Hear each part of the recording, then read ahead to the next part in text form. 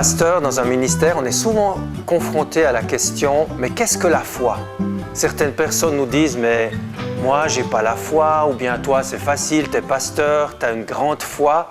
Mais en définitive, la foi, c'est bien autre chose que simplement croire d'une manière intellectuelle ou bien pratiquer en allant dans une église ou en faisant des activités chrétiennes.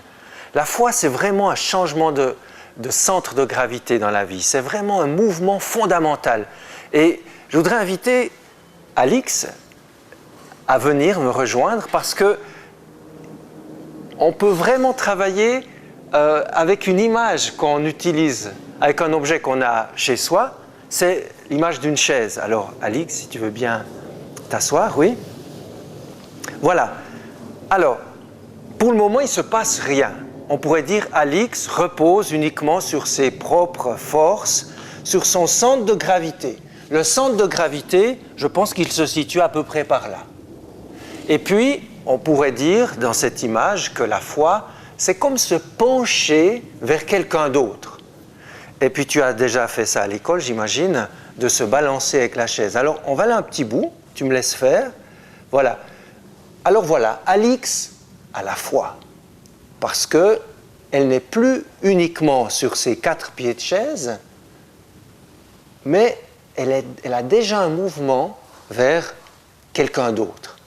Seulement, si je la lâche, qu'est-ce qui va se passer d'après toi? Moi, je vais tomber. Ah, tu vas tomber de quel côté? En arrière. Plus ça penche, plus... Ouais. Oui, mais là, si je te lâche, tu retombes sur tes pieds. Et très souvent, c'est ce qui se passe. On a l'impression, comme elle vient de le dire, qu'on est appuyé sur l'autre, alors qu'en définitive, on est juste dans un mouvement vers l'autre, mais que dès qu'on lâche, dès qu'il y a une situation difficile, on reprend le contrôle, parce qu'on ne l'a pas perdu. Alors, c'est vrai, comme tu disais tout à l'heure, la foi, en fait, c'est basculer. Et je vais te demander à quel moment tu as l'impression que ça bascule. Maintenant. Là, on est en position d'équilibre. Maintenant, ça bascule. Et c'est moi qui porte la vie, la sécurité de cette jeune femme. Et voilà, qu'est-ce qui s'est passé là? C'est vraiment un changement. Merci beaucoup, Alix, tu m'as fait confiance, j'apprécie. C'est vraiment un changement de centre de gravité. Et au moment où ça a basculé, à ce moment-là, j'ai senti le poids venir sur moi.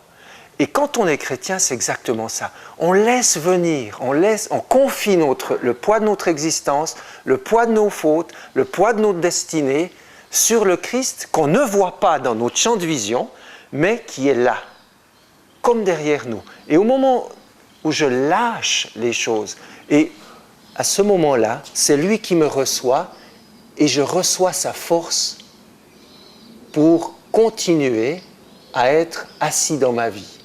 Donc je ne perds pas ma vie, mais je la lâche dans ses mains. Et dans cette situation, le champ de vision monte aussi à un autre niveau que le terre-à-terre. Je commence à voir, parce que je bascule, je commence à voir les choses de Dieu d'une autre manière.